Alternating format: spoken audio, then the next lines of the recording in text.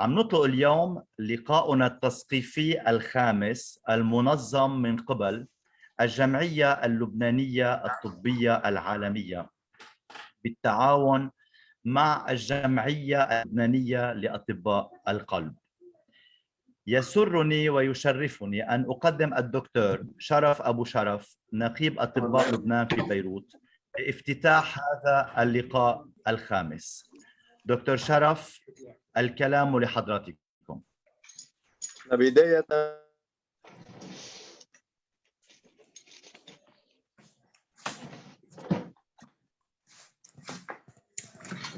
You're muted, Sharaf.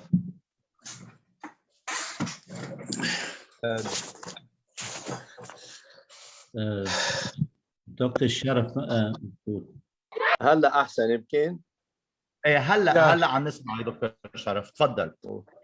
بداية بكرر دائما شكري لدكتور وليد أحمد رئيس جمعية الإلما يلي عم بيساعدنا بكل الميادين، إن كان بالنسبة للأدوية أو للمعدات الطبية، وإن كان بالنسبة لتنظيم هالمحاضرات هيدي يلي عم بتساعدنا كثير من شوي.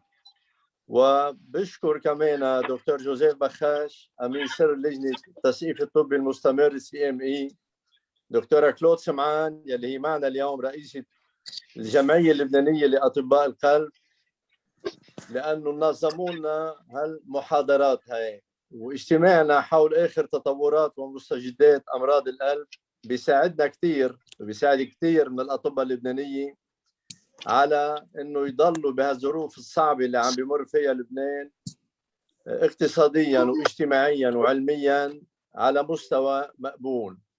كثير من الأطباء وخاصة أصحاب الكفاءات والاختصاص عم بيهاجروا مثل ما بتعرفوا، ونقابة الأطباء عم بتحاول تقدم تحفيزات لهم حتى يبقوا، ولكن المشكل إنه المطلوب أكثر بكثير من اللي عم نقدر نقدمه. ما بيمنع إنه سوا نتعاون بكل المجالات نتخطى هالمرحلة بأقل ضرر ممكن.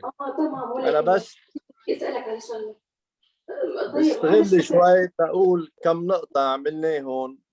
امبارح أقر مجلس النواب قانون ضمان الطبيب بعد التقاعد، وهذا لنا 20 سنة بنشتغل عليه. صار عنده الطبيب يعني ضمان صحي مدى الحياة، مثل ما أقر بالسابق قانون حصانة العاملين الصحيين أثناء القيام بعملهم. وعم نشتغل كثير تنرفع التعريفات الطبية، وقدمنا طرح جديد لجدول الأعمال الطبية بما يتناسب والتطور العلمي والطبي. وزير الصحة الحالي جاد كثير بهالموضوع تيلاقي له حل، وحل مناسب للأطباء يعطيهم حقهم بعدل. كمان عم نتفاوض مع شركات التأمين الأكال لتأمين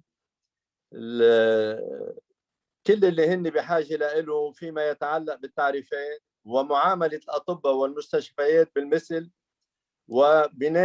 بنفس النسبة فيما يتعلق بالعملة والتعرفة.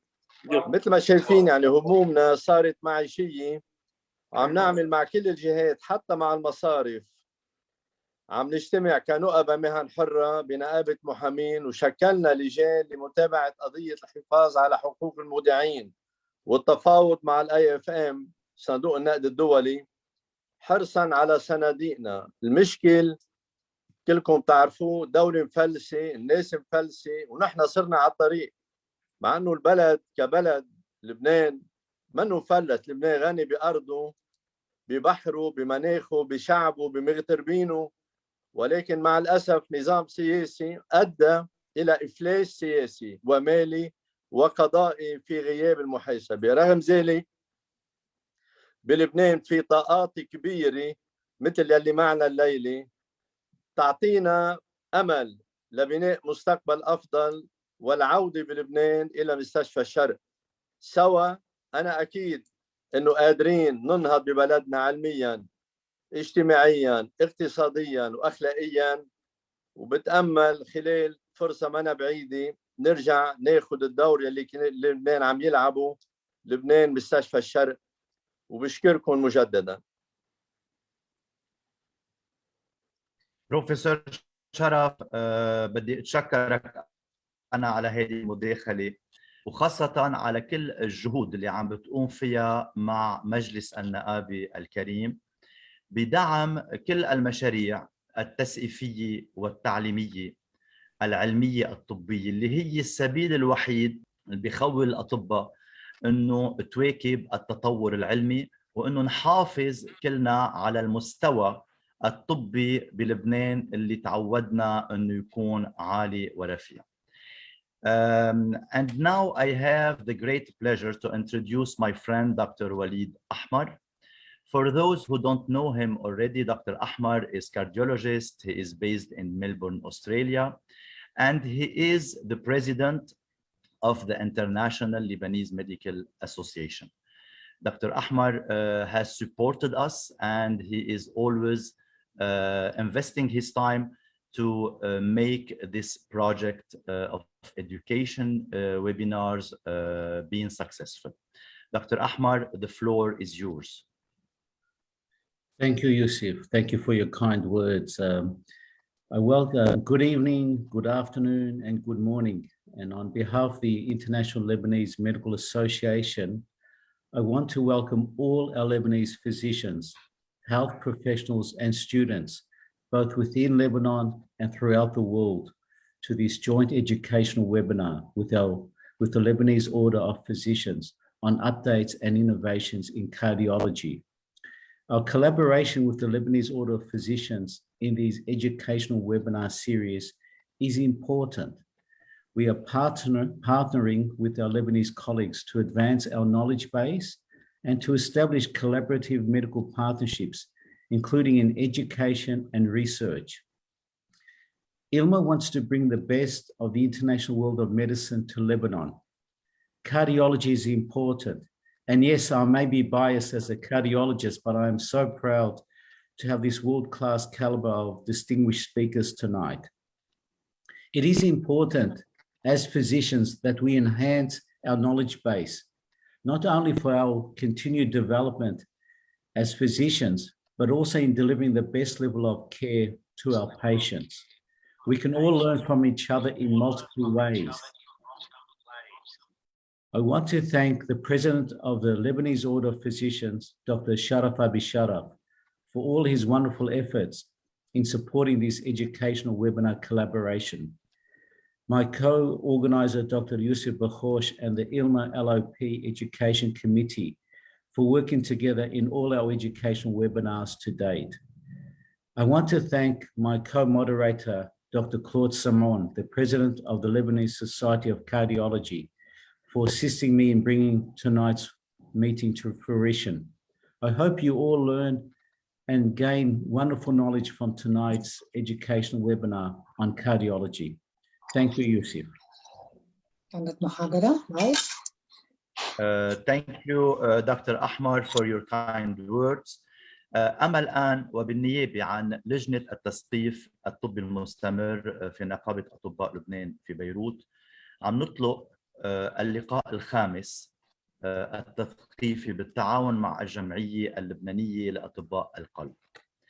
شو بيميز هيدا اللقاء عن اللقاءات السابقة؟ أولاً هيدا اللقاء هو لقاء مزدوج، يعني هايبريد، يعني حضوري وافتراضي في آن معاً، بينما كانت كل اللقاءات السابقة لقاءات افتراضية بحتة. ثانياً أن التنظيم والحضور والظهور هو من داخل صرح بيت الطبيب، يعني من داخل النقابة اللي هي المكان الطبيعي حيث يجب أن تنظم كل النشاطات والمؤتمرات للنقابة وللجمعيات العلمية اللبنانية. بهيدي التجربة نتمنى ورح نشتغل ونسعى أنه تتكرر لحتى تصبح النقابة هي شريك فعال مع كل الجمعيات العلمية اللبنانية، وأنه يعملوا سوياً على حفاظ وعلى رفع المستوى العلمي بلبنان. أما الآن فيسرني أن أقدم الدكتورة كلود سمعان، رئيسة الجمعية اللبنانية لأطباء القلب، لإطلاق هذا اللقاء. دكتورة سمعان، الكلام لحضرتك.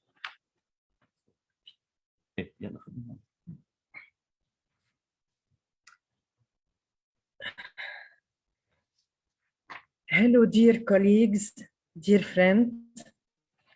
Big thank you, Dr. Bakhash, for giving the LSC this opportunity to participate in these webinars. And I'm very grateful to our honorable speakers, masters in the art of cardiology, for their interventions. Many thanks, Dr. Ahmar, for your precious help, without which this program would not have seen the lights. Finally, I sincerely hope that you all enjoy. Dr. Ahmar, you can introduce our first speaker.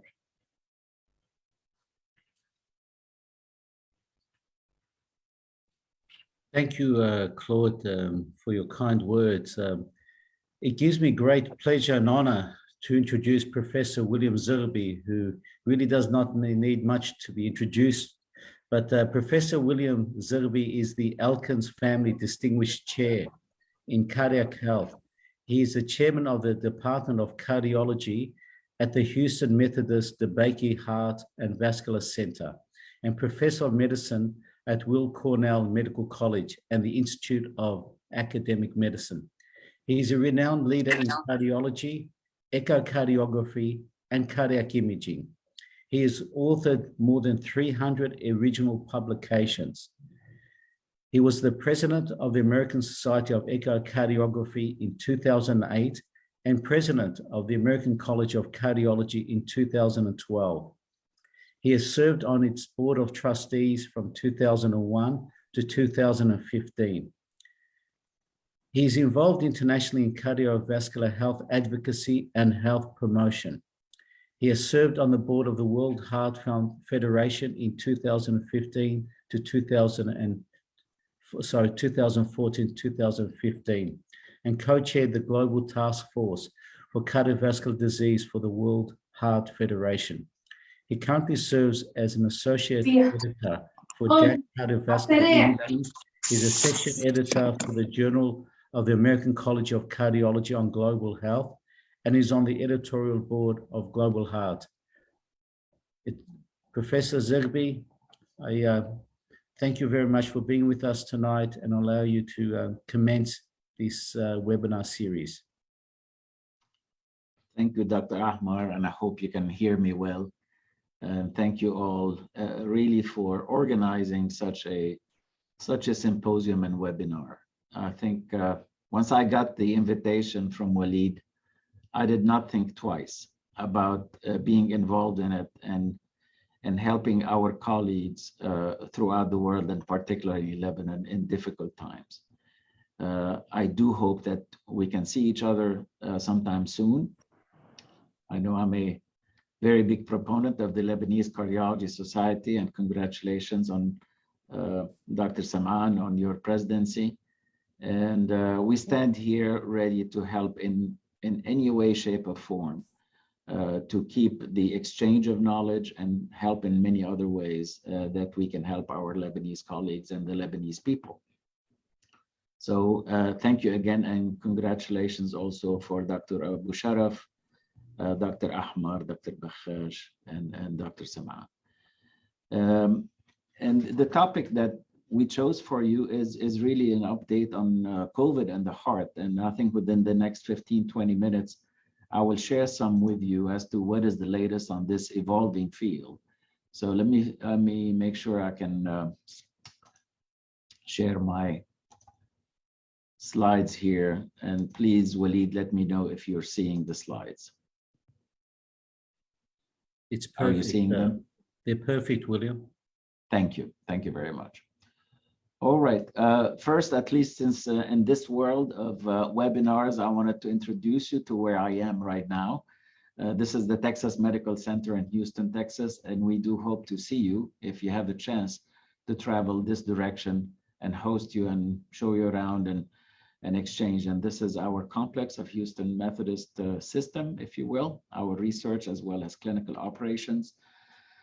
Well, the topic at hand today is not new to anybody. I think we've lived with this for 2 years now, and it has been a challenging and amazing journey of not only health discovery, discovery of what really happens during COVID-19, and we're still learning. Obviously, this is just within the past 2 years, with a major toll, unfortunately, on the population throughout the world of infection as well as death, and multiple phases of this that really was not foreseen, if you will. Now, as you know, and I think all of us have learned over the past 2 years, certainly we had very little knowledge to start with, but we've learned that there are multiple stages of this disease. It can be asymptomatic, it can be mildly symptomatic, but in severe diseases, it can affect the heart, the lungs, obviously, and the whole body with significant effect on all of the organs and high mortality. And luckily now, with various vaccines, some of that has been mitigated, although we would have certainly hoped to have much more vaccination throughout the country and the world. Now, cardiac involvement in COVID-19 was a surprise at first, because this is a coronavirus and usually it doesn't affect the heart. However, this variant of the coronavirus has a particular mechanism of action, and that's why we see early on we saw a lot of myocardial injury, acute myocardial infarction, more thrombosis. Obviously, the detection in cardiac etiologies and the phenotype is through troponin elevation. But the underlying reason for troponin elevation could be myocarditis, could be a microemboli, could be a very advanced disease with a cytokine storm, type 2 MI in somebody who has multiple comorbidities. So many different ways of doing it and affecting the heart. And we have to obviously use our imaging modalities early on before interventional modalities. And the JACC Imaging Editorial Board asked me to write some directives, if you will, depending on the phase of the disease of where we are, and how do we use it most effectively and also safely for all the people that are involved in acquiring the images. And hopefully gradually now in most laboratories, you have better ventilation, you have better equipment to be able to handle people who are acutely infected and the alike.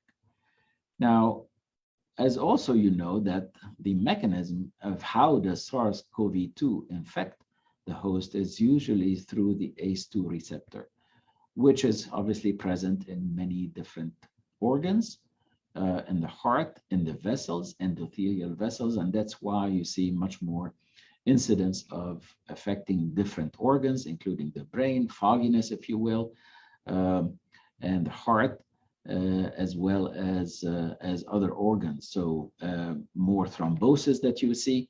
And in autopsy series, you could see microthrombi that are common, and myocarditis is usually very limited in extent. And the direct effect on myocardial injury, and actually the viruses infecting the muscle per se, is actually rare. So most of the time, what you see is through a vascular component, although a direct component is not, ruled out. Now, you will see, and this is a review from Dr. Malhabshi here, who's with us, a review on the cardiac injury biomarkers. And in summary, if you take a look at troponin elevation, they ranged on the reports. And remember, these reports were early on very acute, small numbers, and then the numbers increase. So it really depends on where the patients are, how sick are they. So they can range from 7 to 62%, about almost 20% of the cases in large series. What is the implication for patients? Well, if you take a look at this graph, it really depends also on what else is going on in the clinical scenario of some of these patients. Now, without COVID and a normal troponin, obviously mortality is very low. And if you have comorbidities, in addition to the cardiac involvement and higher troponin, you could see that the mortality rate really increases. And this is certainly for the unvaccinated individuals. Now, the spectrum of cardiac involvement can also depend on how morbid and how sick these patients are because of the pulmonary involvement and hypoxia and pulmonary hypertension that these individuals get. The most common pathology, and that you could see highlighted in yellow, is right ventricular dilatation and dysfunction. So almost 40% of these patients that are admitted and sick with the disease, followed by some LV diastolic dysfunction, and systolic dysfunction is less actually. And the lesser sick you are, the lesser the involvement of that. Deep venous thrombosis and other vasculature thrombosis is important. And here, as a summary for you, any thrombotic event occurred in about 16% of patients. Venous thrombosis, about 6%, arterial thrombosis, including acute myocardial infarction, about 11% of the cases. Now, let's think a little bit about the chronic cardiac effects of COVID-19. And if you want to think of, during the acute episode, it is an acute intervention. So usually most of the time that you're imaging these hearts is with an echocardiogram if they're infected, with all the precautions that they get, either portable or focused ultrasound. And in the catheterization laboratory, if somebody has an ST elevation infarct, or remember, you could have the comorbidities of heart abnormalities in a patient who's infected. So if you take a look at CMR imaging, and these are recovered patients from COVID, this is a series of 100 patients. About 2/3 of them recovered at home, 33% required hospitalization. Late gadolinium enhancement was present in about 30% of the cases, and had a little slightly lower LV ejection fraction, higher volumes, and rate native T1 and T2. However, you got to be very careful about some of these early investigations with CMR, which overemphasized the number of affected individuals, and there were some statistical issues with these. So, and also you don't have as much control as to what other viruses would do for the heart, right? So yes, overall T1 and T2 were elevated in these situations, but I think the incidence of this is really not as strong as you would think. Now, this is during severe COVID-19 hospitalizations, the prospective study in 6 hospitals, about almost 150 patients had frequent comorbid conditions. You see CMR done at the median, about almost 2 months later. Normally, EVF in the vast majority of patients, yes, some patients had myocardial scar or ischemia on an LGE with CMR. The myocarditis was about 26%, and remember, these were after severe hospitalization, so they were quite affected with the disease, and infarction or ischemia in about pattern in about 22%. However, if you have a mild COVID, and this is a large series from healthcare professionals, healthcare workers, about 700 or so of these patients, the cardiovascular abnormalities are no more common in seropositive versus seronegative individuals, meaning not being affected cardiac-wise. So I think that's actually very, very helpful, and at the same time telling us that the incidence of having a myocarditis or a silent infarct from somebody who have mild disease, mild disease, be it seropositive or seronegative, there really was no difference between them. So the incidence of abnormalities in a summary here is about 0.6% in athletes, up to 50% in hospitalized patients, certainly depending how ill they were. Selection criteria was quite different in all these publications, variations in individual site, truly no long-term outcomes, major long-term outcomes, because the disease is relatively still new. No accounting for pre-existing conditions, because many patients had some pre-existing conditions before. Now, should all COVID-19 patients undergo cardiac testing after recovery? What do you do with patients with an MRI abnormality? These are the recent recommendations from the Society of Cardiovascular Magnetic Resonance Imaging. No control for CMR in recovered patients without symptoms. So individuals who have symptoms, or you're wondering what is going on cardiac-wise, yes, we would consider that. Previously hospitalized patients who had significant elevation in troponin or persistent symptoms, and be careful on overall too much interpretation of some of these studies. What are the long-term effect of such findings if you do an MRI? And highlighted in blue in the middle there, takeaway message: patients with normal LV volumes, wall thickness, ejection fraction, and without features to suggest a cardiomyopathy have a favorable long-term outcome compared to others. COVID-19 vaccine and the heart. I think there are many things that you probably read about the vaccine and what it could do. One, myocarditis after COVID vaccination is indeed rare, and it is quite rare, but it can occur. This is a myocarditis events timeline after vaccination. But remember, after vaccination, also there is the spontaneous occurrence of myocarditis. And the question is, would you relate it to the actual vaccination? I think the cutoff here in this New England Journal of Medicine was about 20 days or so. The incidence is very low, is about 2 per 100,000 cases. This is a good publication from the New England Journal of Medicine this summer, taking a look at myocardial infarction, myocarditis, pericarditis, pulmonary emboli in the COVID-19 infections versus events after vaccination. And notice the significant reduction in myocardial infarction, myocarditis, pericarditis, as well as pulmonary emboli, in these individuals. Now, you hear about long COVID and the evaluation of cardiac symptoms conceivably after COVID-19. This has been recognized by the World Health Organization. And yes, there is such an entity. Usually it's after 3 months or so of the onset of COVID-19. And you may have some lingering symptoms, although even the initial infection may have been mild, and the symptoms are a variety of symptoms. And you could take a look at that here. Fatigue is the most common, shortness of breath, joint discomfort, chest discomfort, cough, etc., multiple organs, if you will, and a little diffuse of what the symptoms are, and they can linger. And if you take a look at some of these publications, what happens at 6 months and this long COVID versus 12 months, what is the incidence like? At 6 months, the fatigue or muscle weakness about 60% or so, sleep difficulties, anxiety. About a year down the line, the symptoms are less, the proportionality of those are less.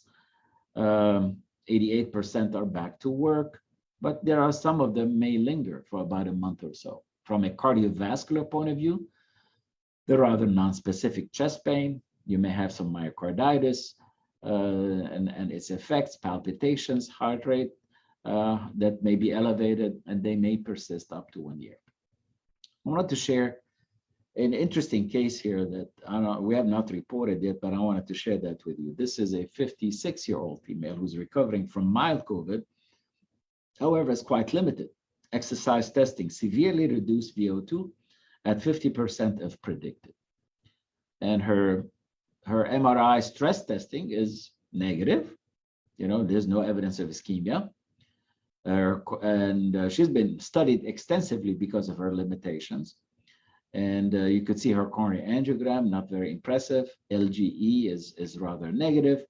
The interesting finding here is the evaluation of microvascular disease with PET. And if you do a PET scan on this individual, and we don't know whether this would be replicated, and I'll share that with you, that we're doing a study on patients with long COVID syndrome, is if you take a look at the reserve here on the right side, this individual has pretty much no reserve in her coronary circulation. This is after vasodilator stress. So the question, are her symptoms of exercise intolerance, certainly not ischemic, but having a poor myocardial reserve, coronary flow reserve, if you will, that could be influencing this. And we have a large series now that actually will be publishing regarding that indeed there may be some reduction in this at the vascular level. Remember the mechanism of how COVID-19 infection occurs. So conceivably, there may be some reduction in that. Well, life after COVID is a bit different. All of our lives nowadays have been affected many ways. One is the forum that we're communicating today.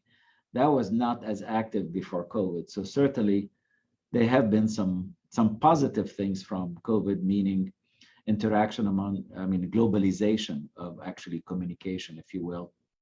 And the workforce would be different. The way we follow patients, a bit different actually, with virtual visits, etc. But per COVID per se, that has affected quite a few things, has unearthed disparities, issues about vaccine, how people, that was a surprise actually how people responded to that. Telemedicine we talked about, post-COVID condition, long COVID, and what is going on in our healthcare force, et cetera, et cetera. I'd like to invite you to take a look at this issue from DeBakey Journal, the Methodist DeBakey Cardiovascular Journal, where, and this was like 2 months ago, basically. So it's brand new for you and very up to date as to that. And for our cardiology colleagues, this is a free publication for you. So please go on the web, and it's a virtual journal, so you could take a look at and submit cases. And usually it concentrates on a review of a topic that is related to cardiovascular disease. So again, thank you very much for the opportunity to share some of these thoughts with you and give you an update on where we are in COVID-19 situation and the heart. Thanks again.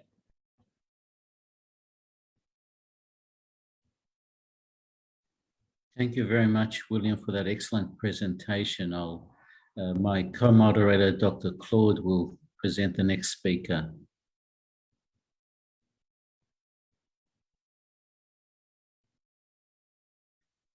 Claude, you're muted at the moment. 1 minute. Now, do you hear me now? It's okay? Yes, it's good, Claude. Okay. Dr. Sana Al-Khatib is a professor of medicine at Duke University Medical Center. She's a clinical electrophysiologist and a clinical researcher in cardiac arrhythmia. She's a tough leader in sudden cardiac death prevention, ventricular arrhythmia, and implantable cardiac devices. She will talk to us about the latest of the prevention of sudden cardiac death. Please, Dr. Khatib, is yours. Thank you very much for this kind introduction, and thank you for having me. What a great pleasure to connect with you guys and to have the opportunity to share some insights on this important topic. Can I share my screen here?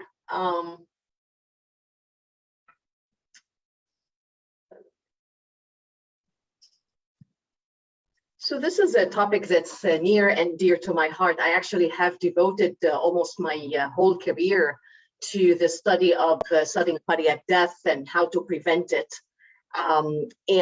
Before I start, here are my potential conflicts of interest in relation to this presentation.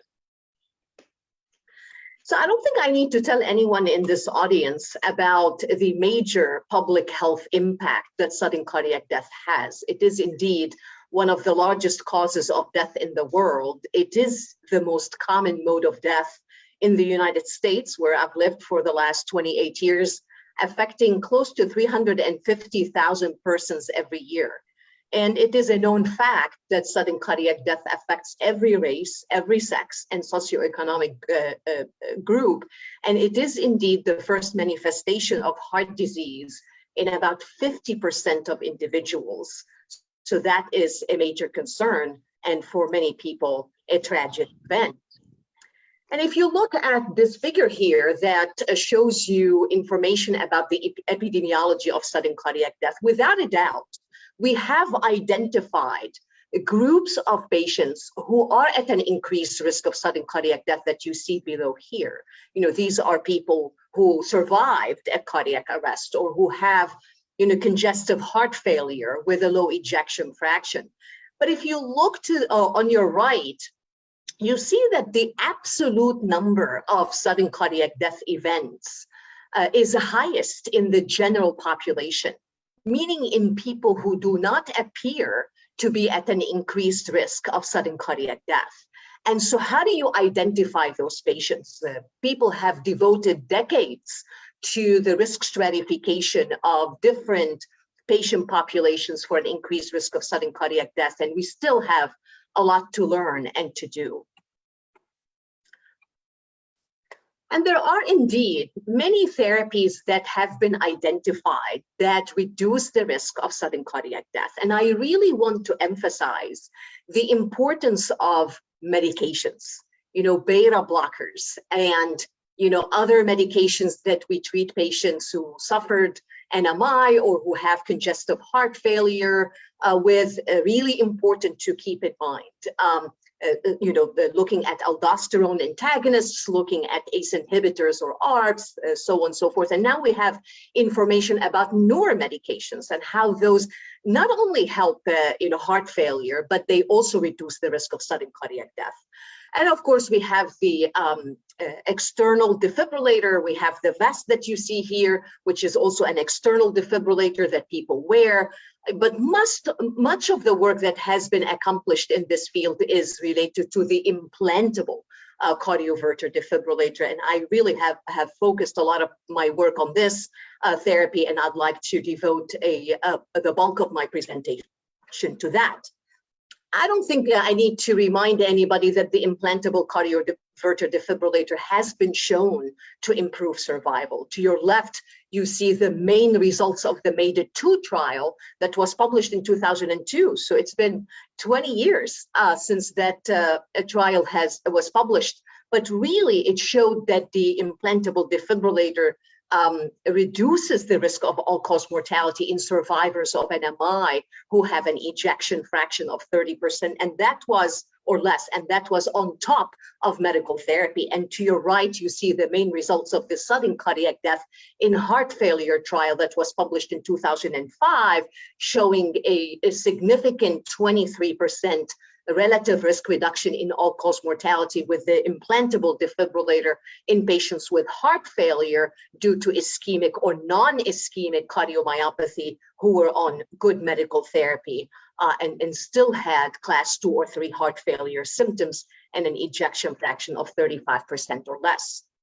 And as I alluded to earlier, we have new data showing that medications for heart failure that are being recently used in these patients indeed reduce the risk of sudden cardiac death. In this particular analysis here, you look at Entresto, and that's sacubitril valsartan that clearly shows an association with a reduction in the risk of sudden cardiac death that was statistically significant in patients with non-ischemic cardiomyopathy, and really had a strong trend toward a reduction in sudden cardiac death in patients with ischemic cardiomyopathy.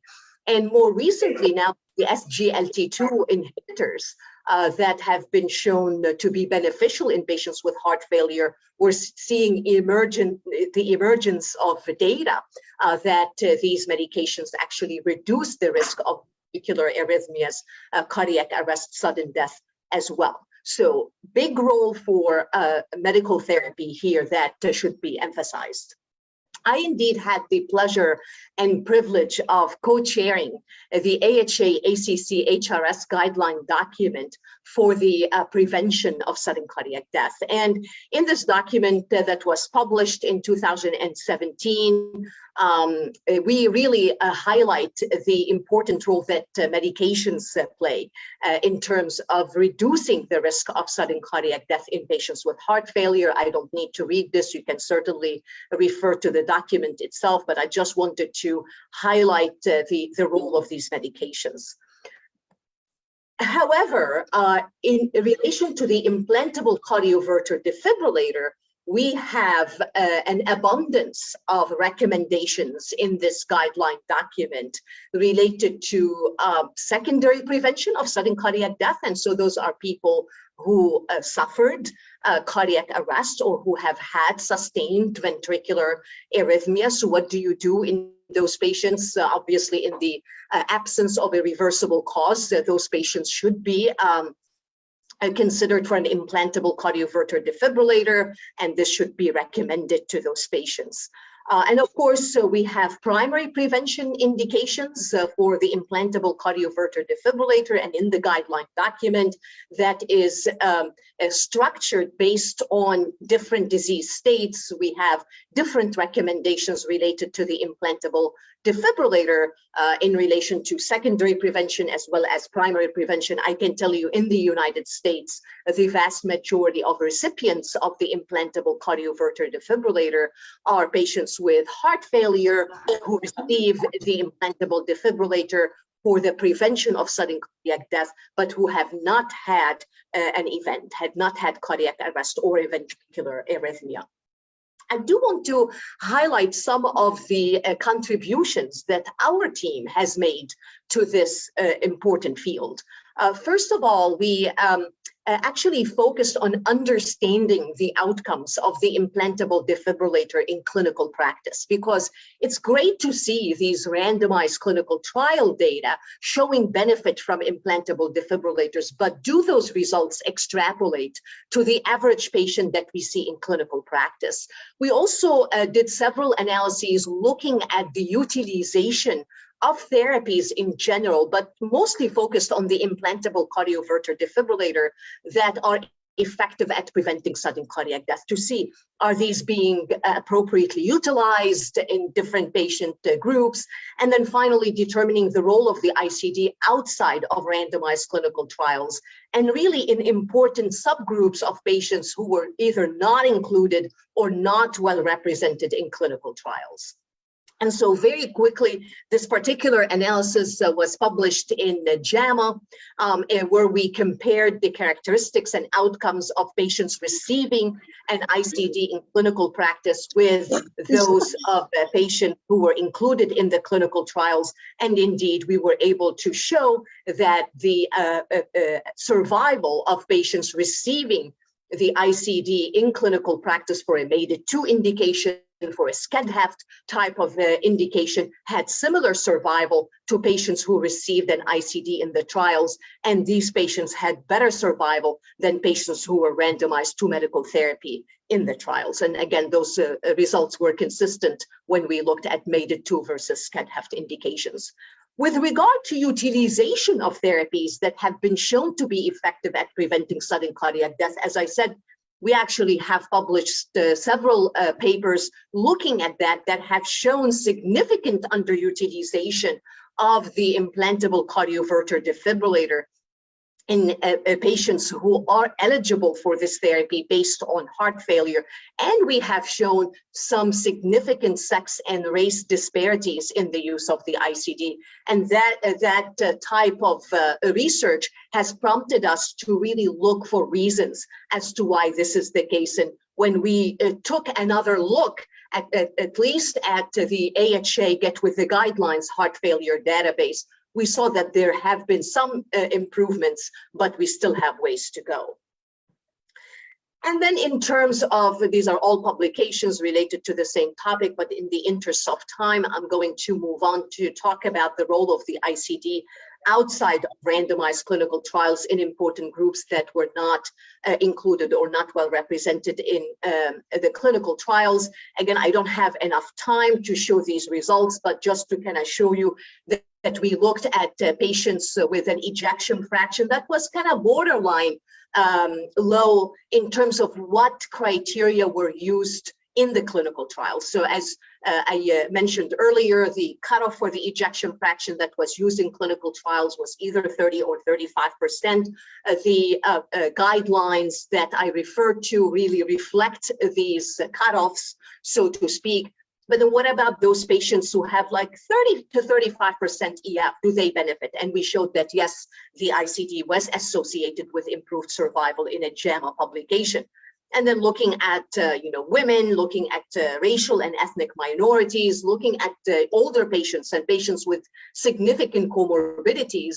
And after we applied the robust statistical methods, we were still able to show that in general, people who receive an ICD have better survival than patients who do not receive an ICD.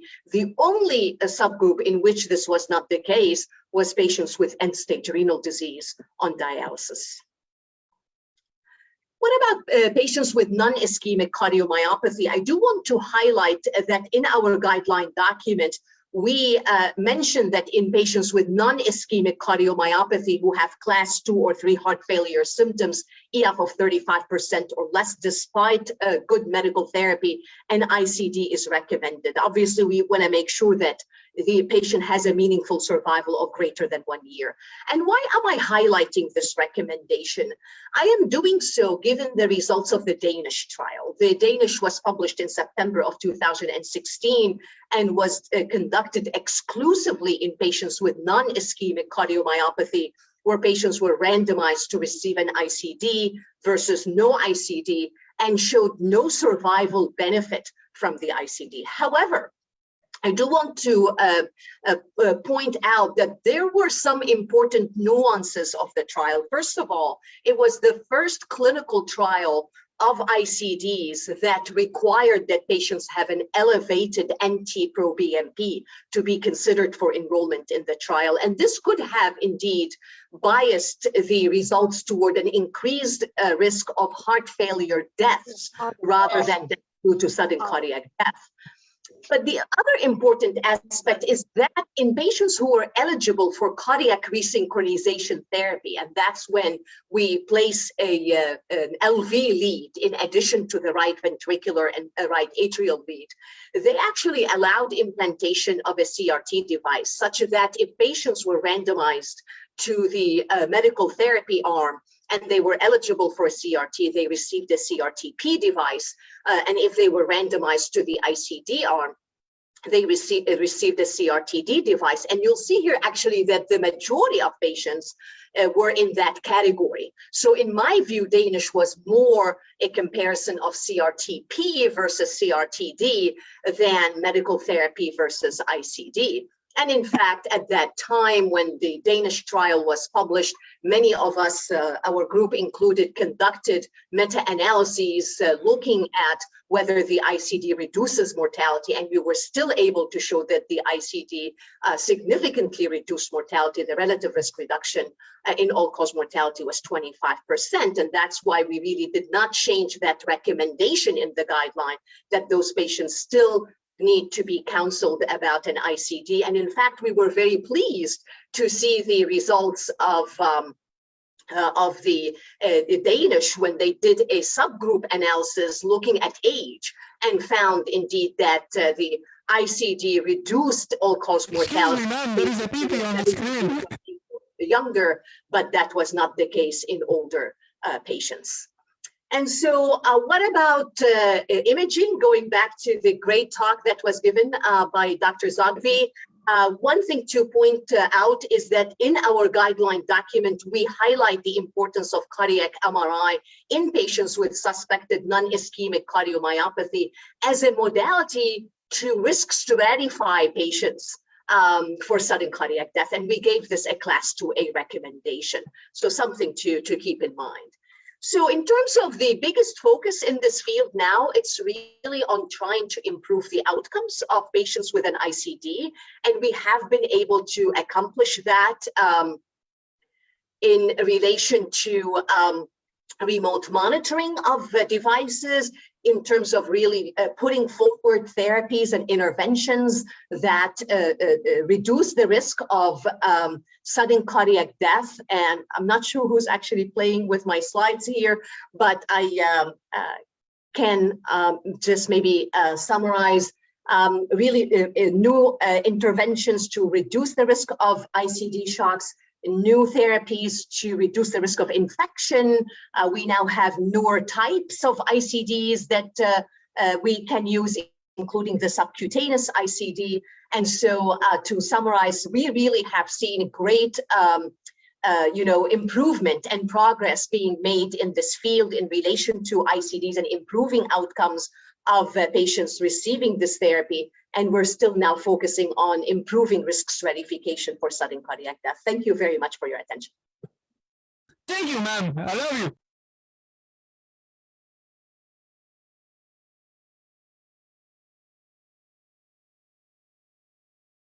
Thank you very much, Saneh, for that excellent presentation. We will have questions at the end of all our 4 speakers. As a interventional cardiologist myself, it gives me great honor and pleasure to introduce our next speaker, who is one of the pillars of interventional cardiology internationally. Professor Alexander Abizaid is the Director of Interventional Cardiology at the Instituto do Coração, Sao Paulo, Brazil. He is a key faculty member of the Cardiovascular Research Foundation in New York, a visiting professor of medicine at Columbia University Medical Center, New York City, an interventional cardiologist at Sírio-Libanese Sao Paulo Hospital, an interventional cardiologist at Hospital do Coração, Sao Paulo, Brazil. He has served as a trustee of the Society of Cardiovascular Angiography and Interventions. His interest areas include drug-eluting stents and intravascular ultrasound. He has conducted several first-in-man studies, including testing multiple drug-eluting stents. Hey, excuse me, I'm a Zoom admin. He is very is there active anything wrong with this? in multiple trials. He has co-authored more than 700 research articles and papers. Professor Abizaid, I welcome you to present. My real pleasure, Walid. I congratulate you and all the organizers for this fantastic initiative. Can you hear me? Somebody's speaking at the same time, I guess. Yes. Yeah. Can you hear me well? Yes, we can. We can. Okay, wonderful. So I feel I share with you and everybody, you know, all my gratitude and thank you so much, Shukran, for having me. It's a real pleasure to be among my roots.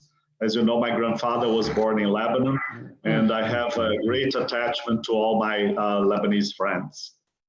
So my task in this next 15, 20 minutes is to discuss some of the futuristic ideas on interventional cardiology. I think that you all know that interventional cardiology is really a new specialty. I would say that it's less than 40 years old, and there was so much in this field that moved forward, and now it's part of the most non-invasive procedures in the world. So I think that there's a lot of excitement to be in the field of interventional cardiology. I'm trying to share my screen here, but I'm having some difficulties. Hold on. Alex, have you pressed the green button for share screen? Yeah. But then I can only see your screen. Oh, okay. I think I can do it now. Does it work now, Walid? Yes, it does. Well done. No, it does, Alex. Beautiful, wonderful. So then, as I mentioned before, my task is to talk about a little bit the present and future of interventional cardiology, and to concise that in less than 20 minutes, it's a big challenge. So to be more didactic, I decided to divide this presentation in two parts. The first part will be on coronary disease, and in the coronary field, we can talk about how much we advanced in terms of diagnostic procedures. And then I will briefly mention some of the therapeutic options. And then when I move to structural heart disease, I will briefly talk about aortic stenosis, which is really the sub-area that most developed in the past few years. And then some few words about mitral insufficiency. So when I talk about the structural heart disease, I will mention aortic stenosis and mitral insufficiency, which is essentially some valve disease. So to start and talk about diagnostic, what I think that in this past years, there was a great contributions to a better understanding of coronary disease and how severe and whether we should treat or not some of the questionable lesions. So I think physiology made a great impact with FFR, IFR, with or without adenosine. In the anatomy side, I think OCT and IVUS are the most popular representatives. And briefly, I will share a couple of examples and some ideas how we use these tools in the cath lab to make a better decision whether we treat our patients or not and how we treat our patients. I think for those who are not very familiar with fractional flow reserve, essentially what to do, we put a wire sensor distal to the lesion and we compare the pressure. There is a ratio of pressure between the distal portion, distal to the lesion, and the proximal one, who should be the normal pressure. So we can do that, mimic exercise with microvascular dilation with adenosine. And now there are some sophisticated algorithms that we don't need adenosine anymore. It's called IFR. So in patients with have doubts whether we treat or not, intermediate lesions or not so severe lesions, between perhaps 50 to 70%, we can use FFR to discriminate whether we should treat or not. In an example like that is LAD with 70%, you can clearly see that the FFR was normal, as opposed to a less severe stenosis, 60% in a left main, in a left circ, that the FFR was high. So this lesion, I could swear that I could have to treat based on angiography, but the physiology was normal. So I think that this tool can really help us in the cath lab to make important decisions and to avoid stenting patients when it's not necessary. Another anatomical tool is certainly intravascular ultrasound. And intravascular ultrasound is a probe that we insert inside the coronary arteries. And then you can really understand all the layers, intimal hyperplasia when there is disease, and the morphology of the lesion, whether it's lipid rich, whether it's fibrotic, or whether it's calcified. So then we can select our tools and our devices, how to better treat this patient. So IVUS gave us a lot of information, whether we should use different tools, cutting balloons, rotablator, and many other devices that we have in our cath lab. Alex, IVUS not only, yes. So I'm sorry to interrupt. Alex, your slides are not moving. So whether you have to go to the full-on PowerPoint, now they are excellent. Thank you. Oh, okay. So now you can see? Yes, thank you, Alex. Okay, so can I move like that? Yes, or you can make it full screen too, Alex. Yeah, but when I make full screen, it disappears. Oh, okay, then that's fine. That's fine. Thank you, Alex. Should I go back like this? Yeah, no, it's fine. It's good, Alex. Like this? Yes, Alex. Okay, so I'll keep like that and perhaps make a little bit bigger. No, it's hard. There's something with the sharing that it's not right. Hold on. I'll ask for some help. But anyway, so I was telling that I showed before the lesion morphology, how we evaluate by intravascular ultrasound. And now we also it also can help us to evaluate if we're doing a good job when we stand. When he doesn't know how to flush a toilet after you've had a shit. What? Can you see now, Walid? You know, it's perfect. I think there was just an interference, Alex, from that's all. Okay, with somebody. Okay. So also besides intravascular ultrasound, we had another diagnostic and imaging tool called optimal coherence tomography, OCT, which uses infrared and gives us these beautiful images that we can really see all the layers of the vessel, intima, media, adventitia, and we can not only qualify the plaque, but also we can quantify the plaque.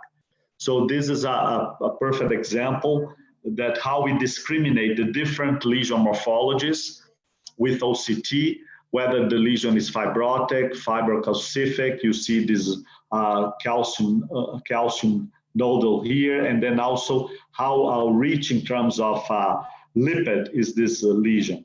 And if you see this image, you can really appreciate that this is a rupture plaque with the lipid content, a lot of inflammation, a lot of macrophage. And this lesion, despite the fact it's not very severe, it's not very tight, this is a kind of lesion that we as an interventionalist, we recommend treatment because it's a rupture plaque that can cause an acute MI, and this patient can be really evolve into a very severe clinical status. Another good example of OCT is how we evaluate our result immediately after stenting. And you can see that you have this 3D reconstruction, that you see the expansion, the apposition of the struts, and then we can be a little bit more relaxed in terms of how this patient is gonna follow. And again, less chance of thrombosis, less chance of restenosis. So OCT also allows us to give this, I would say, 3D imaging that we can treat and evaluate our complex PCIs, for instance, with bifurcation, that you see the side branch, you see how the struts are opposed in a complex situation. Walid, can I make it bigger to see if you can see? Yes, you can try. Can you see now? No, yes, you still don't see. No, we can see. We can see it, Alex. Yes. Yeah. So this is the kind of reconstruction with OCT, which make our life easier in the cath lab, and we can be sure that we achieved a very satisfactory result. Now, can you see the next slide? No. No. You see, when I go big, it doesn't work for some reason. So anyways, I think that another important feature of OCT is that, as you can see here, you document the absorption in phases when you use new devices such as fully bioabsorbable scaffolds. You see the integrity of the device in the first 6 months, and then it starts to disappear. I think OCT is a great tool for that because it really shows all the steps of the procedures in multiple times. So it documents whether this new device is really working and make the vessel uncaged. So another tool that I think will be very promising is NIRS, which identify the lipid core. And then the lipid burden is certainly a predictor of late events. So you can quantify and measure treatment in multiple times when you give a statin, for instance, to see if the lipid core is going to decrease. You can also use tools in the future to quantify macrophage, which is really tell you how inflamed the plaque is. So there's a lot going on in terms of imaging to help us to decide whether we treat or not our patients. In terms of therapeutic for coronary disease, there was a very intense research towards the use of bioabsorbable scaffolds. We tested a device by Abbott Vascular, again, with some disappointments in terms of long-term result, but this field is not dead. There will be new companies with new devices, very thin struts, absorption time, which takes 6 months to 12 months. And the main goal is to not cage the vessel and gives back the physiology of the vessel when you put a scaffold, and then if the scaffold disappears in 1 year, I think it's going to be a fantastic advancement for the treatment of coronary disease. While we wait for that, there are some hybrid stents that we are testing, which is the bioadapter. In the connections, in the links of the stent, there will be some bioabsorbable polymer that, despite the fact that this is a metallic scaffold, it can really uncage the vessel, because this connector will be absorbed, and then the stent is going to be prone to vasodilation, vasoconstriction. It's going to follow, again, the vessel motion. Again, if you see these pictures, for instance, you see that there is contraction, and then there is expansion of the vessel, even if there is a metallic scaffold within the coronary tree. So I think this is also very promising for the future as we move to less aggressive therapies. I'm sorry that I have sometimes to make it bigger, make smaller, so you can see the motion. So this is promising. We are testing 500 patient trial, 2-to-1 randomization, and with a lot of imaging, including OCT images. We also are developing stent specifics to treat very complex clinical scenarios, such as diabetic patients. This is a stent that combines a drug elution on the struts, on the metallic struts, but also on the balloon. So it's a drug-eluting balloon together with a drug-eluting stent, so that the surface that will contact the vessel wall in terms of delivering drug is much higher than when you use a simple drug-eluting stent. So that, for instance, for diabetic patients that there is a lot of intimal hyperplasia, can be a fantastic solution. And again, this is a very aggressive, very bold study with 3,000 diabetic patients that we're going to randomize with this technology called Abiluminous versus Xience, which is the most popular stent that we use all over the world. And then the final question is that, what about patients with high risk for bleeding that we generally don't want to use very aggressive antiplatelet therapy, patients that will undergo surgery with recent stroke, anemia, patient that needs anticoagulation because they have a metallic valve, with cancer and elderly. So those are the population that we don't want to keep them with aspirin, clopidogrel, prasugrel for a long period of time. The good news is that all the newest generation technologies with drug-eluting stent has developed in a way that it's safe to stop, do antiplatelet therapy at 3 months, 1 month sometimes, if you have a bleeding, or if this patient needs surgery, or if he's really high risk for bleeding. So it's good news for the community, because we want to be less aggressive and we want to have less side effects. So there's a lot of evidence that there are at least 30, 40, almost 40 trials that are now testing short versus prolonged antiplatelet therapy. But I'm not going to make you tired. I only have 10 more minutes. So I would talk about aortic stenosis. It's a very prevalent disease, as you know. Almost 5% of all patients that have more than 75 years will have some level of aortic stenosis, and thank God that now we are living more, so we are going to be more exposed and more prone to have such a problem. And this is one of my favorite slides, Walid, because despite that the surgery has been doing a good job for many years, we now have elderly patients with a lot of comorbidities that I'm not sure if having this patient with open heart surgery is the best option. So I think this was certainly an unmet need that helped, for instance, people like Alain Cribier to design a prosthesis that can go transcatheter, avoiding open the chest in a high risk patient for surgery for mortality. So I think this is a novelty that started precisely 20 years ago and became a huge option for patients with different comorbidities. For those who are not interventionalists and that doesn't deal with that every day, this is the concept. We have a puncture in the femoral artery. We take the delivery system up to close to the valve in the annulus, and we expand the valve using a balloon or a self-expandable valve with a special metal called nitinol.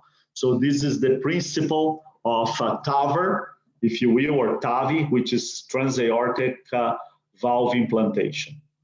So that gained a lot of momentum most recently. There are several access way that we get to the valve: transapical, transfemoral, which is the most popular one, but also transsubclavian, transcarotid, and many others. The TAVR indication, according to the risk score, can be very popular. You can use that for inoperable patients, high risk, which is the STS score greater than 8, intermediate risk, 4 to 8, and low risk. So there's a lot of evidence in all these 4 indications. The one that we started 15 years ago in 2 major trials published in New England Journal of Medicine, particularly the Partner 1 trial, 1B, that tested patients for clinical treatment because they were not able to operate versus TAVR. And you see the huge difference in terms of mortality reduction, which was only 20% for TAVR versus 45% for clinical treatment. So it's a striking and very impressive reduction in mortality. But then there was more evidence towards high risk. These patients that we could operate, but very high risk in terms of mortality with STS greater than 8.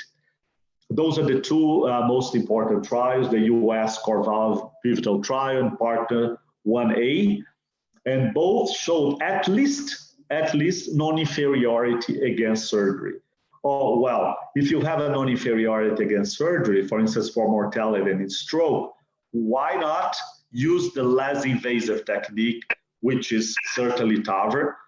The other study, the core valve, self-expandable, not only showed non-inferiority, but also showed superiority versus the typical surgical treatment. But then very fast, we moved to test intermediate risk patients. Now a little bit younger with lower STS between 4 and 8. This is one of the study designs for Partner 2. It seems complicated, but in other words, it's surgery versus TAVR. Now we see that the STS score is lower, around 5.8. Age was still high, 80 years old, and you can clearly see that there was an advantage towards TAVR versus surgery for these intermediate risk patients. The CERTAVI trial was another important study that showed non-inferiority of TAVR versus surgery, and not only in terms of mortality, but also there was an important reduction in terms of new episodes of atrial fibrillation, major bleeding, and kidney injury, kidney insufficiency. Finally, with low-risk patients, there was a lot of expectations whether we should treat with TAVR younger patients with low risk for surgery. And most recently, 2 years ago, there was the publication of Partner 3, 1,000 patients randomized surgery versus TAVR for low-risk patients. You can clearly see that the age now is 73 years old, no longer octogenarian patients, but also less comorbidity, less lower STS score. And you see that the primary endpoint, which is mortality, but also rehospitalization and stroke, there was a clear advantage towards TAVR versus surgery. 8% MACE versus 15%. So almost double risk when you operate on these patients. So there was excellent use because we all want to move to less invasive procedures, and that's the reality now. This is a joke here that how you compare these 2 celebrities, both with aortic stenosis, Henry Kissinger, who was 95 years old when we treat him with TAVR versus Mick Jagger. And you see that in a low-risk patient, the recovery is amazing. So you can really say that, you know, he's young, we could operate, could open his chest. But again, why not, like in a couple of weeks after TAVR, the patient recovers extremely fast, 2 days in the hospital. So there is a big debate whether we should expand to lower risk patients. So this train moved very fast. We started with high risk, moved to less complex patients, low risk, and the evidence is growing. You see that in the world, now surgery is very flat in the blue line, and in the red line, you see how is the penetration of TAVR. Not only, this is not data from Brazil, this is data, international data, and it's gaining more and more momentum as we speak. And the prediction in the next 10 years is an exponential growth. We're gonna get close to 300,000 procedures in 2035. So finally, a few words about mitral insufficiency, which is another condition, much more complex than the aortic valve for sure. I think that we are fast to conquer the aortic space. However, for mitral, it's much more complex, and it involves not only the annulus, but also, you know, the papillary muscles, the chordae, the leaflets, the commissure, the atrial size, ventricular size. So for us to treat mitral and mitral insufficiency particularly, we're gonna need to have multiple approaches and multiple devices. Certainly the most popular one, you see the number of devices that we are testing for annuloplasty, edge-to-edge, a replacement. But again, the most popular one will certainly be edge-to-edge, which is MitraClip. You all heard about MitraClip. It approaches the proximal, the anterior and the posterior leaflet, and decreases the regurgitation, the insufficiency, and patients will improve clinical outcomes.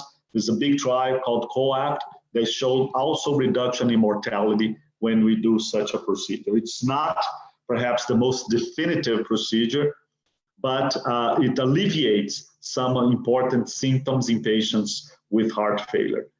Finally, my very last slide is a slide that is more philosophical, that talks about the heart team, and for the patient to have all the benefits.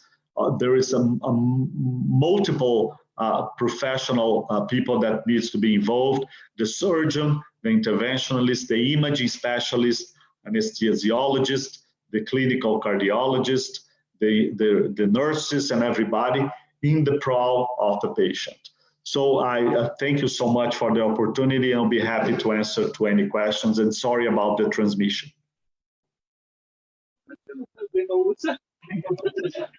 Thank you. Thank you for an excellent presentation, Alex. I will give to Dr. Claude to present the last speaker.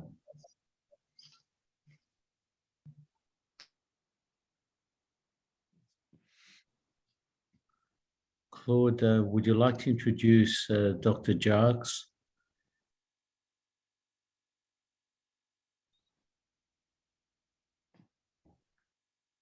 I can start if you want. Yes, I think we may have to get you to start, Jarks. There's no problem. Let me share the screen. Oh, sorry.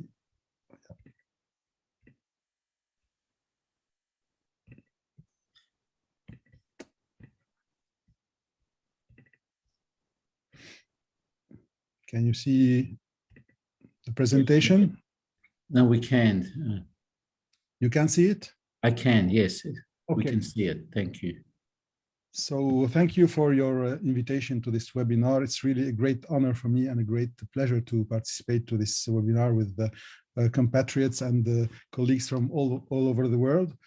So I was asked to speak about guidelines on atrial fibrillation ablation. I present myself. I'm a cardiologist in Brest, France. I'm the head of the Department of Cardiology, and I work in the field of arrhythmia. These are my disclosures. I chose to speak about the last guidelines, the European Society of Cardiology guidelines from 20 2020. These guidelines were about atrial fibrillation, and I will speak especially, I will focus on atrial fibrillation ablation and the recent indications. It's now well established that the treatment of atrial fibrillation by ablation is a very efficient treatment, even better than antiarrhythmic drugs.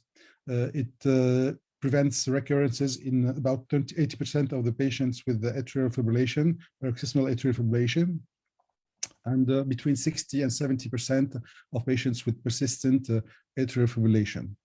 It is now even considered as an alternative to antiarrhythmic drugs, even as a first choice, of course, depending on the patient choice, after discussing the efficacy and complications of the procedure with the patient.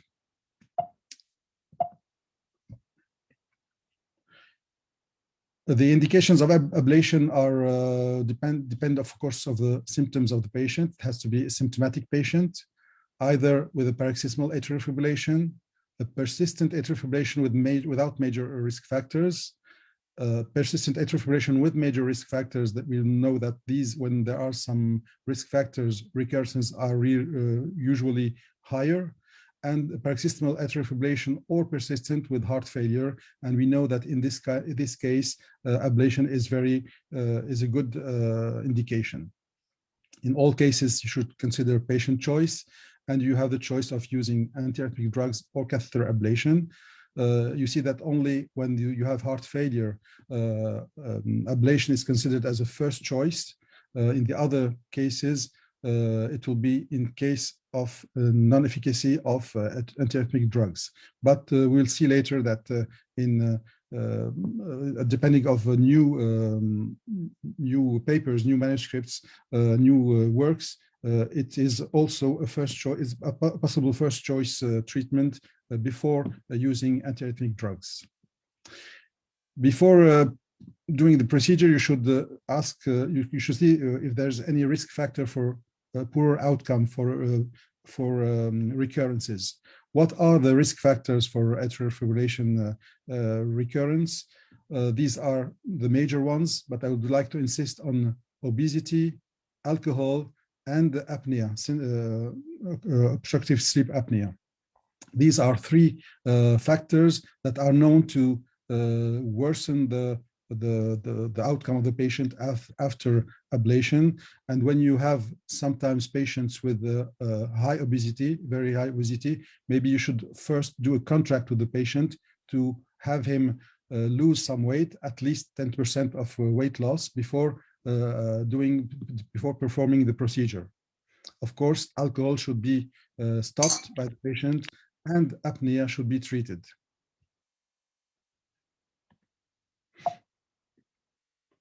We should also speak to the patient about the complications of atrial fibrillation. You know that most of the complications during the procedure are not very high. There's not a very high percentage of life-threatening complications during the procedure. The most frequent one is the tamponade, but it's about 1% of the patients. All over the complications are about 2 to 3% of the patients who may have complications during the procedure. You may have more severe complications, but they are really exceptional, like pulmonary vein stenosis, but we don't see it anymore because we don't perform any more ablation in the vein. It's outside the vein. More frequent is the phrenic nerve palsy. This is really frequently seen with cryoablation. I mean, frequently less than 1%, but it may happen. The vascular complications, of course, because the patient is on anticoagulants. And what we should be aware of is that in many studies, asymptomatic cerebral embolism were seen in MRI that were performed after ablation. You see in 5 to 15% of the patients, you may have asymptomatic cerebral embolism. What is the significance of this complication? Of course, we don't know, but it is important to know that, because you have to really use anticoagulants in these patients to avoid all these complications. You also have to follow the patient after ablation, because you have to recognize and manage complications like atrioesophageal fistula or pulmonary vein stenosis. So you have to look at that in case the patient has any symptoms. You have to monitor also recurrences. You know that the recurrences during the first or two months, it's not really, it doesn't mean that the ablation didn't work. It may happen. So it's the blanking period where you should maybe continue antiarrhythmic drugs, so you don't have any complication that may result in hospitalization. Also, it's better to monitor the patient with the Holter or patch recordings, or even loop recorders, maybe not implanted, it depends on the patient, to know whether you should continue antiarrhythmic drugs, and in some patients, if anticoagulant may be stopped or not. Management of antiarrhythmic drugs, you should continue usually these drugs for 3 months, especially to reduce early recurrences and rehospitalizations. For anticoagulants, we'll speak about that later. You should continue the anticoagulants for 2 months when patient has a Schatz-Vask risk at 0. But of course, if the Schatz-Vask risk is higher, you should continue these anticoagulants independently of the result of ablation. What are the indications and the strategy of ablation? The general recommendations are to use this procedure in patients where antiarrhythmic drugs failed, or when the patient is intolerant to antiarrhythmic drugs.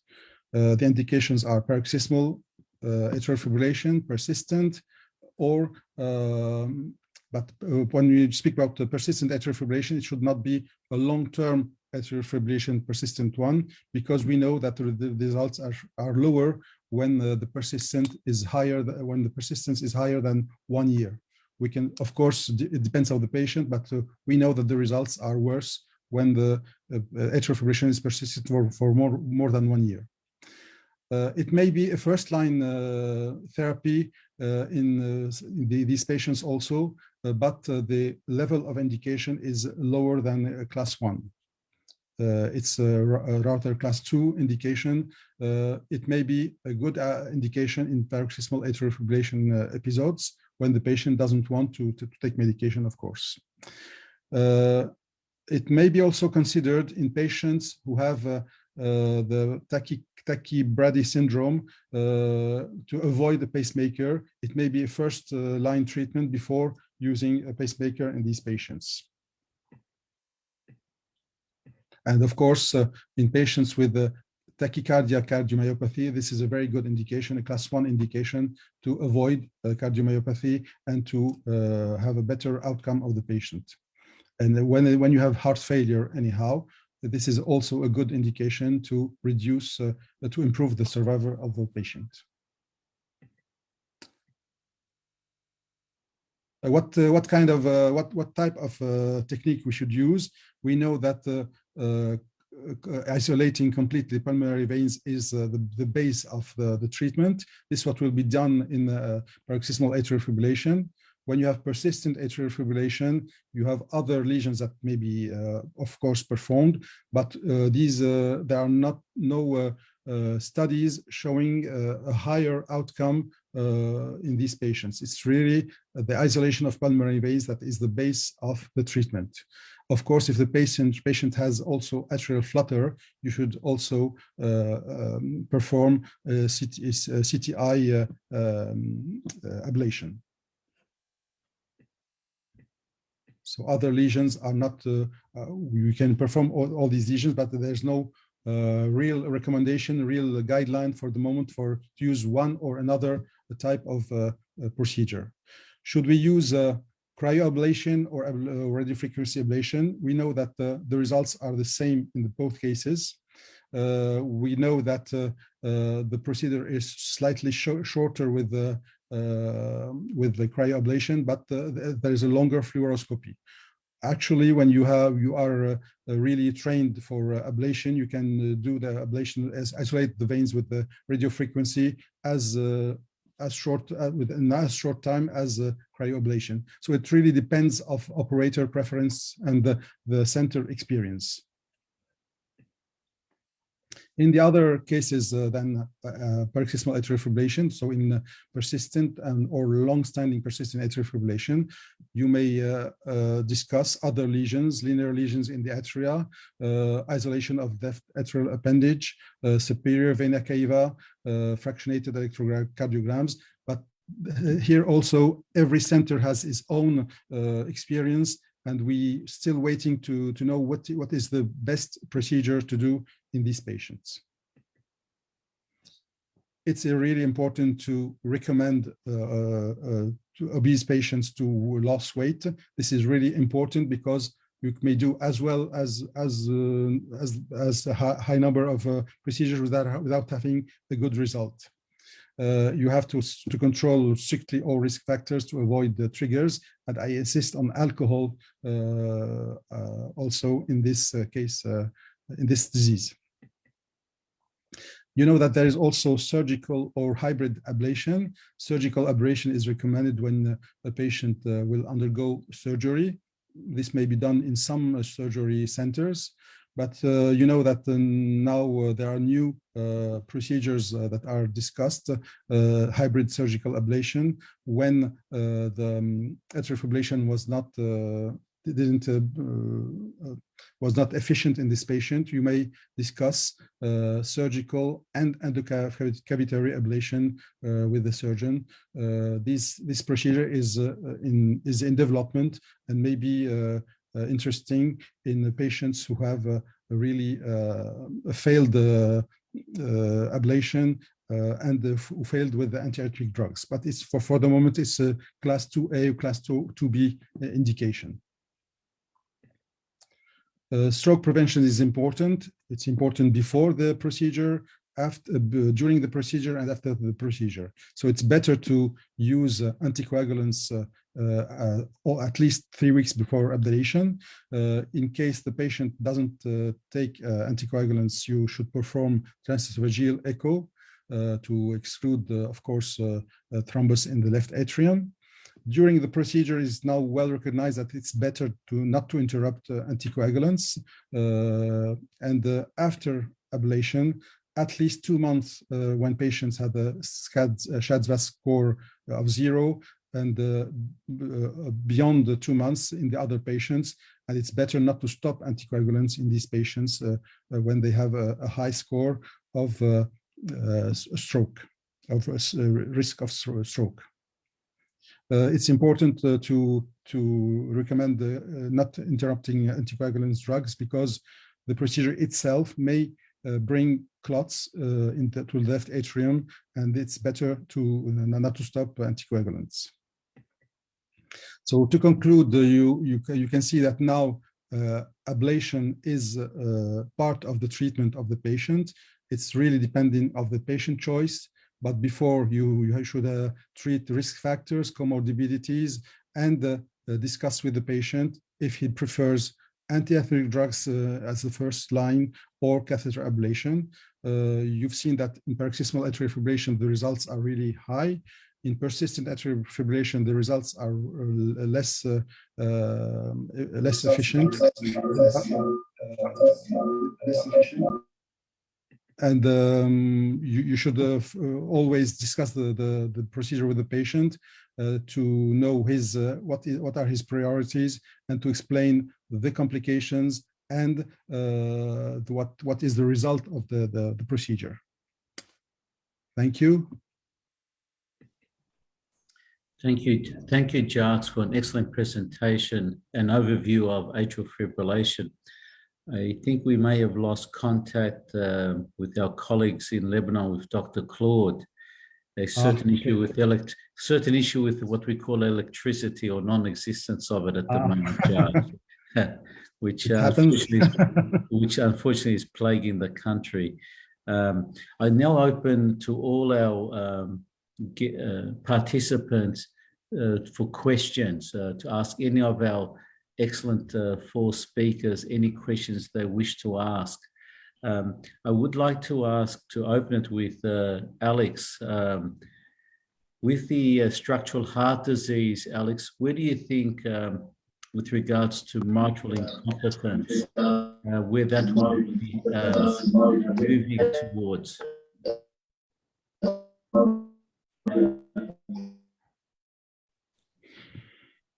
Hello, Alex.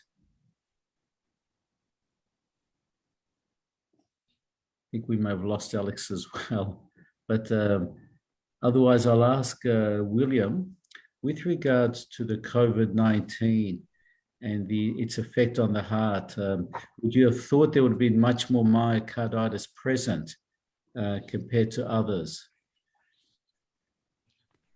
You know, well, that's the reality. Yes. The reality is myocarditis is is really not as prevalent. I think the early days with very select patients will point to otherwise, but as you know, people collect cases and then they publish them, but you don't know what the denominator is. And I think with more and more data, it is showing, I think that probably the nicest study is from the New England Journal of Medicine, putting that in context with vaccination. And if you take a look at arrhythmias, in addition to the other ones that are highlighted, there's no question that the signal would be much less with vaccination. Thank you. We've now got Dr. Claude with us again. Dr. Claude, thank you for coming back with us. We've just finished all our four speakers and we'll go on to questions. Are there any other, I think we've lost Alex. Alex, you're with us?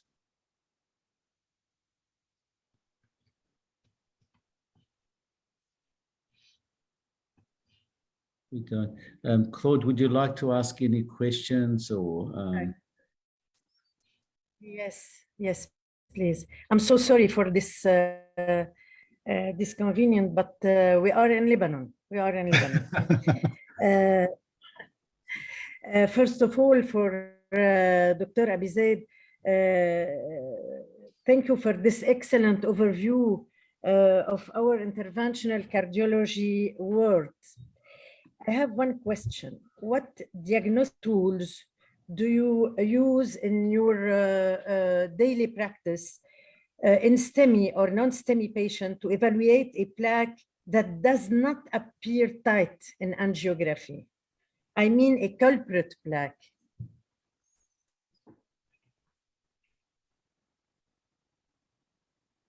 I think we've lost Alex. Claude, I will message him, but we may have to move on to another question rather than interventional at the moment. I can help Claude with that. It's an excellent. And I'm pretty sure, Walid, you could do the same. The question, if you're in the cath lab, if you're in the cath lab and you want to make a decision, right? You do some hemodynamic intervention, either FFR or IFR or something, if it is available for you. I don't know if it is available in Lebanon, yes or no.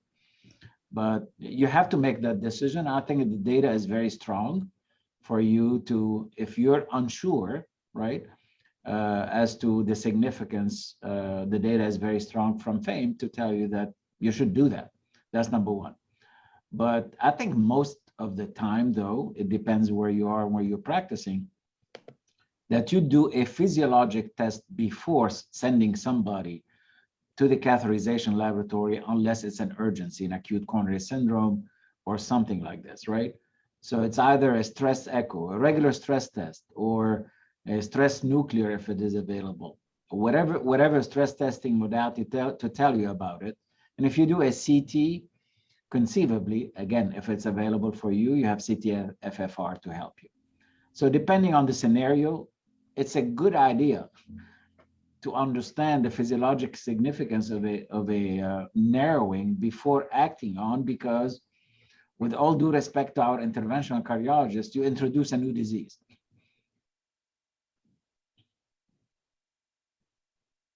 I'm not going to argue with that, William, at all. But with regards to Saneh with sudden cardiac death and defibrillators, where do you think, is there any new advancements device-wise? This is coming from from a interventional cardiologist to you, Saneh. Yeah, no, of course. Yes. No, thank you for the question. Yeah, absolutely. There are some really excellent advances in terms of the technology itself with defibrillators, where we have anti-tachycardia pacing that the defibrillators can deliver, that are actually they were created with an AI, artificial intelligence algorithm to help the device better get people out of ventricular tachycardia. I also failed to, or didn't have time really, to show the subcutaneous defibrillator also, which is entirely subcutaneous, which is great, especially when you have patients at an increased risk of infection and people who have like vascular access challenges and issues. And we are much smarter about how to select patients for these devices, how to program those devices as well. So now with the subcutaneous, how effective are they compared to the traditional ICDs? So they are actually pretty effective at terminating ventricular arrhythmias. There are a couple of issues with those, Bill. Number one, the device is actually pretty big. And so some patients may not like to have that big device on their side. And then the battery life, the battery longevity is lower, significantly shorter than with the transvenous. Like you may be able to get, depending, like if you take a single chamber ICD, you may be able to get 12 to 14 years of life. With the subcutaneous ICD, you're looking at about 7 years of battery life, but lower risk of infection for sure. You don't have the issues with, cardiac perforation, pneumothorax, lead issues that we see with the transvenous device. Thanks for that. We've got Alex with us, Claude. If you would like to direct any questions to Alex or the floor. Claude, do you want to ask the question you had for Alex? Sure.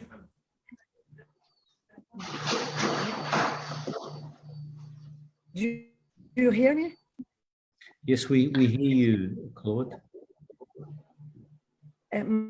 My question was, in what diagnostic tools do you use in your daily practice in STEMI or non-STEMI patients to evaluate a plaque that does not appear tight angiographically? Yeah, great question. I think my preferred imaging modality. Yeah, my preferred imaging modality for this situation would be OCT. I think OCT will give you more resolution to understand the plaque morphology and to help you with the decision-making process within the cath lab. When I have a more chronic patient, I probably would use NIRS to evaluate the plaque burden, and then to help us with make a decision, not in a perhaps very in the emergency situation, because then we can give statin, we can stabilize the plaque to see the plaque burden. But to see the unstable characteristics of the plaque, such as a thin fibrous cap, the lipid content, I think that OCT will help us much better. Thank you. I think for all of us, sorry, Claude, would you like to ask Dr. Zerbi a question? Go ahead.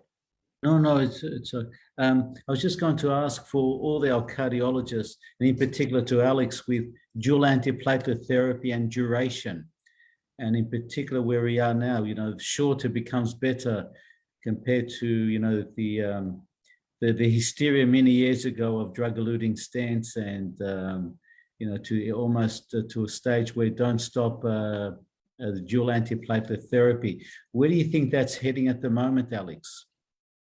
Yeah, well, I have some clear concepts in my mind, but there is a lot of debate towards when is the best time to stop. Well, first of all, if I have an unstable angina patient and it's low risk for bleeding, I would keep it for at least 1 year, at least 1 year. But if the patient is high risk for bleeding, then in stable angina, I would preferably stop at between 3 to 6 months. But again, Valid, it depends if the patient will undergo a major surgery, if he had a gastrointestinal bleeding. So it's not that I leave the prescription 3 months. It's just I feel safe with the data that we have now. If we have to stop at 3 months, there is enough data for us to stop without any jeopardy, without putting in risk our patients. But the prescription, the regular prescription should be 1 year in most our patients. I don't know if Dr. Zogby agrees with me. I agree, certainly, Alex. I think we have data to tell us that there is some safety. Also, it depends on, I'm thinking on the long term, it depends beyond your intervened upon, lesion, right? If somebody has a lot of burden of disease and it is safe and they have no bleeding, but they have multi-vessel disease that's not inoperable, conceivably you could make that decision to prolong it even longer, depending on the situation is, right? So risk, burden of disease, instability, and obviously, overall situation.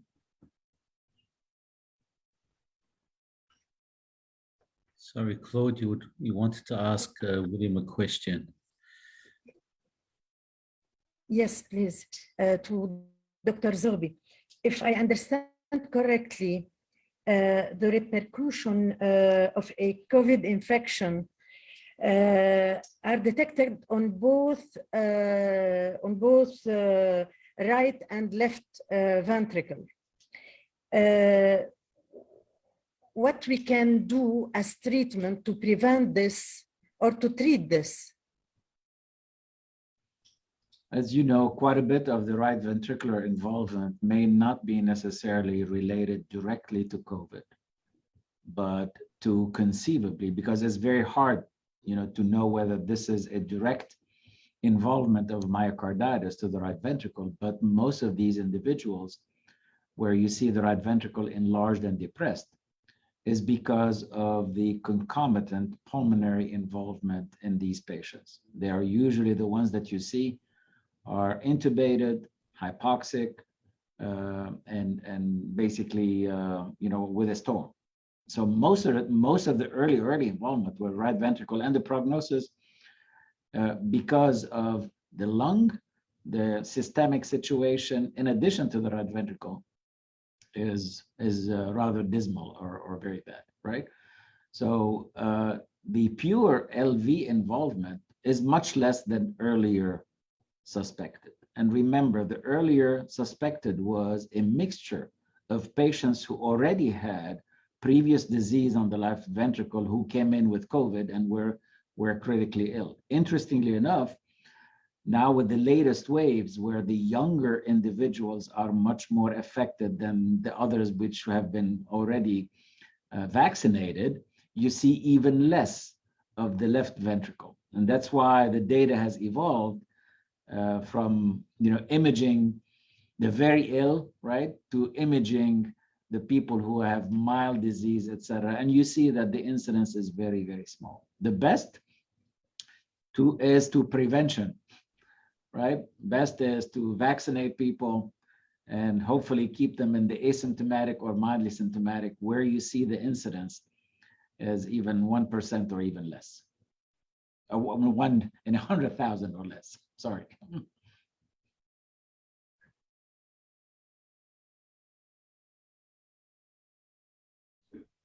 Alex, with regards to the mitral valve, we all get asked multiple questions. When will there ever be by our patients? And this is for the general cardiologist, where is the development? Where is that heading with regards to potential of mitral valve replacement? Great question. I think we are not there yet, but there is a huge amount of startups, companies, and even the big ones, Edwards, Abbott, Medtronic, that are developing mitral replacement. It's in the very early phase, so it's early to say whether this is going to be a default therapy. I don't believe so. I think that, as I showed in that slide, the mitral apparatus is much more complex. I think we're going to need 3-4 different solutions, perhaps annuloplasty, edge to edge, and in some cases replacement. We are testing here in Brazil a couple of solutions, but again, in a very early phase. We have to learn in which patients and which anatomy will do better with replacement versus repair. But again, it's an exciting field, and as we moved very fast with aortic stenosis, I think this is going to be a little bit slower, but we're going to get there. The next question I'd like to ask both William and Jacques. I know with atrial fibrillation, the Watchman is often used as a closure. What are you finding, Jacques, with devices to not coagulate patients? And William, how do you find the efficacy of these devices? Well, currently in France, we use these devices only when anticoagulants are really contraindicated. It's not reimbursed if we use it in other cases, but it is very efficient. I use both devices. There's only one complication, 1% of embolization of the device, but in the other cases, these devices are really efficient. You have to be aware about the first 2 to 3 months to use anticoagulants or anti-aggregants, because you may have some clots on the surface of the device, and this may be a problem, but in the other cases, it works very, very well. Same, I think, would be in the United States, Walid, is the indication nowadays for people with contraindications to anticoagulation. I know there are studies looking at a primary indication as opposed to not. And I think it will be very interesting to see, because yes, we know, I don't know, I think in the older individual, the sources may not only necessarily be in the left atrial appendage, right? So if we occlude the left atrial appendage and feel better about that, with a safety and everything else point of view, may not be completely, thinking of the other sources that the studies may have already included, right? Which is aorta debris, other things. I mean, nowadays for even people with strokes and with a suspected embolic stroke, a lower dose anticoagulants are being advocated. So it would be very interesting to see what it would look like. In the guidelines, they also recommend to continue aspirin as long as possible, because probably you treat also other sources of aortic embolism. Absolutely. Claude, would you like to ask any questions?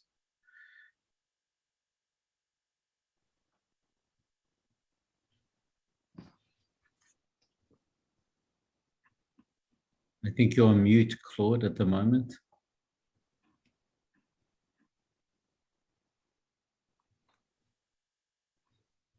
May I ask a question to Sana? I think Sana has just sent me, she's had to leave to go to another meeting, which is a pity, Jacques, but Claude, do you have any questions you wish to ask?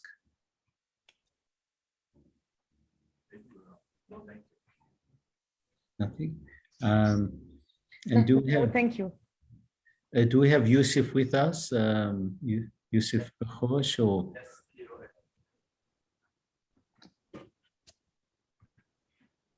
I want to. Hi, Walid. I am back. Thank you, Yusuf, to be back with us. But in concluding, I want to thank all four speakers. You know, the caliber of talks is fantastic. The caliber of the presenters are all distinguished, world class, and it's truly an honor to have you all with us. From yourself, Professor William Zerbi in the US, Professor Alexander Abu Zaid, Professor Jacques, and Professor Sanat. I think it's, you know, it's a testament to the Lebanese diaspora, the Lebanese heritage doctors throughout the world. I know Alex's father was also a doctor or cardiologist, and he went on and used that as a launching pad. And it's truly an honor to see all of you around the world. We all want to help Lebanon. You know, we've seen tonight a classic example that their electricity fails, but we want to help Lebanon in any way possible. Our colleagues there, you know, you're not standing alone. We are with you, and we want to educate you. You know, we'll help and collaborate with you and learn, as I've mentioned, together, and you know, and to cooperate even research-wise, and for our students, and ultimately, what it does is then comes out and translate to better patient care. And that's our ultimate goal as physicians, to look after our patients and deliver them the best possible care. And I really want to thank all the insights that we've garnered tonight or this afternoon. It's you know, truly an honor once again to have you all with us. And I really thank Dr. Claude Simon, the president of the Lebanese Society of Cardiology. I met her many years ago. She's been very enthusiastic, and we want to continue this collaboration. And I would like to give now the final say to Dr. Yusuf Bakhosh to conclude and present our next webinar.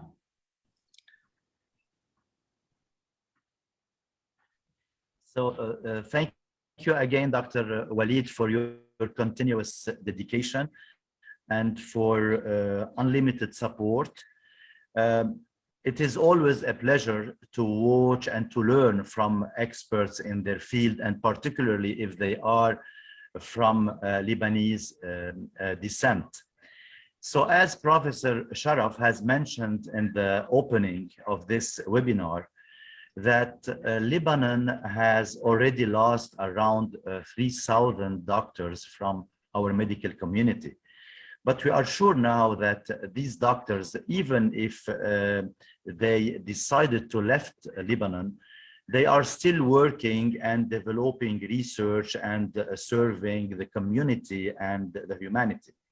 So in my turn, I would like to thank Dr. Claude Simon and Dr. Ahmar for being moderators for this session, and Dr. William Zerbi and Sana Al-Khatib from the States, Dr. Alexander Abizaid from Brazil, and Dr. Jacques Mansourati from France for sharing their expertise with the Lebanese medical community at large and the cardiologists in particular.